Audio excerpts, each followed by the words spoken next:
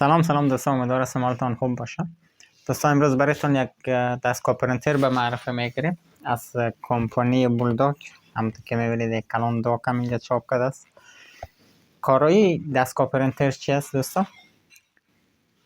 من تازه شروع کرده بودم حدودا یک سال پیش.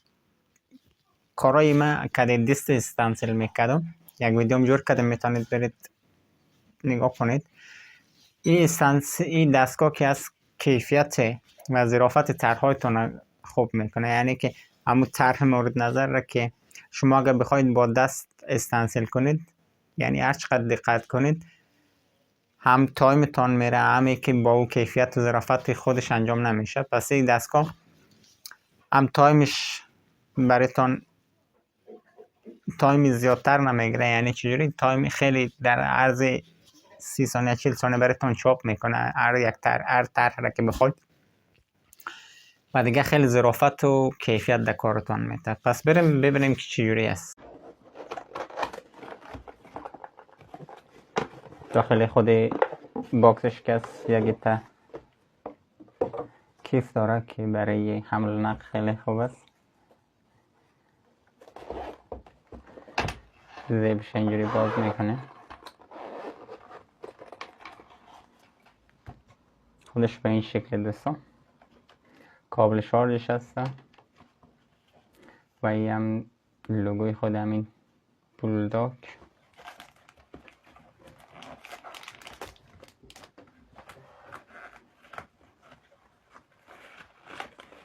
دفترچه راهنماییش دوستان خیلی کمکتان میکنه. این برنامه ای که از گوشیتون بتونید با این پرینتر کانکت بشید، اسمش اینجا سرچ نشته کرده. از اپستر و گوگل پلی میتونید دانلود کنید. تاتو گو میره در گوشیتون نصب میکنید و دیگه همه آموزشاش اینجا داده.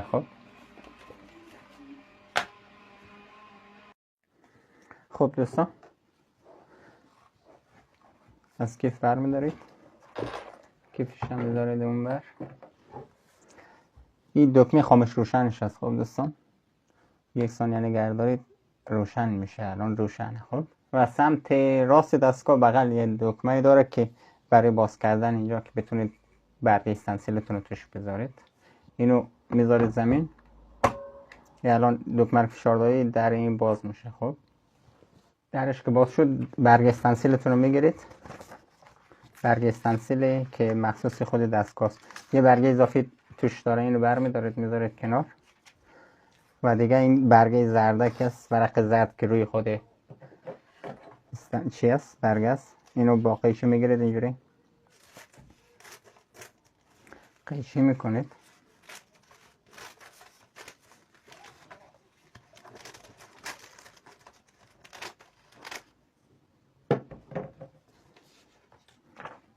الان دو تا برگمون، یه برگ سفیده، یکی هم خود کاربن. بعد این برگ رو میگیرید، سمت که کاغذ بالا میذاره، سمت که کاربن هست میذارید پایین. اینجوری میذارید داخل دستگاهتون،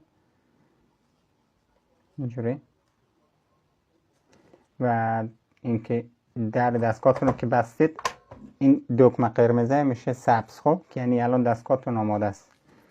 بعد مرحله دوم میرید سراغ گوشیتون. خب دوستا، سراغ گوشیتون که رفتید، برنامه‌ای که در گوشیتون نصب کردید روی اون برنامه میرید. اینجوری است صفحش. خون این بالا سمت چپ گوشی که هست دیسکانکت نمیشته است.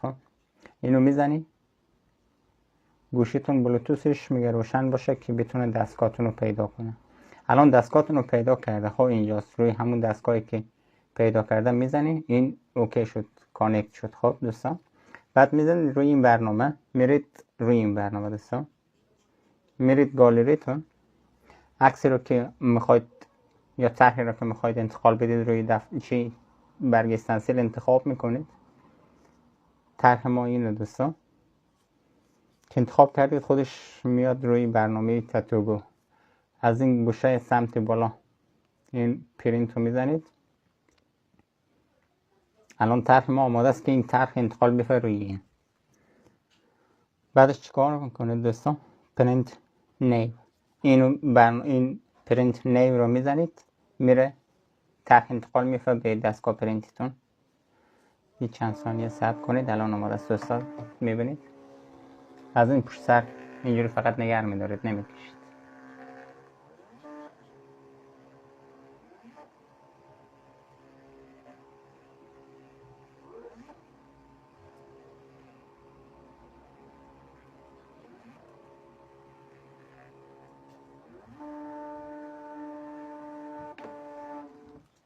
طرح ما آماده است، نگاه کنید دوستان.